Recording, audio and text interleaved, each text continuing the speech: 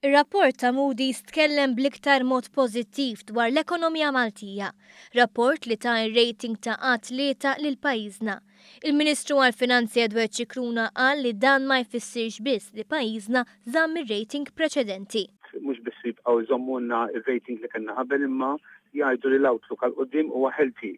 Ġifieri saħtu. Il-Ministru għall-Ekonomija, Investiment u Intrapriżi żgħar Chris Cardona iddeskriva dan ir-rapport bħala riżultat pożittiv u li joffri iktar konfidenza. Dan iċ-ċertifikat pożittiv għandu jnissel aktar ottimiżmu fost l-operaturi ekonomiċi lokali, kif ukoll fost l-investituri internazzjonali li qed jaraw f'Malta potenzjal kbir kif kien rifless fl-ammont sinifikanti ta' sottomissjonijiet li kellna għal proġett ta' White Rocks Malta. Tal-istess fehma huwa l-Ministru Xikluna. All in all, dan huwa ċertifikat minn rating agencies li qed tagħmel dan il-ġudizzju mhux inħabba fina imma nħabba l-investituri barranin. Ir-rapport ta' Moody's ma jaffettwax b'mod pożittiv lill-investituri biss. Jimlew lilna l-Gvern b'aktar kuraġġ biex inkomplu naħdmu ħalli insostnu dan ir-ritmu ekonomiku li qabad pajjiżna fejn diġà reġistrajna l-ogħla rata ta' tkabbir ekonomiku li hemm bħalissa fl-Unjoni Ewropea.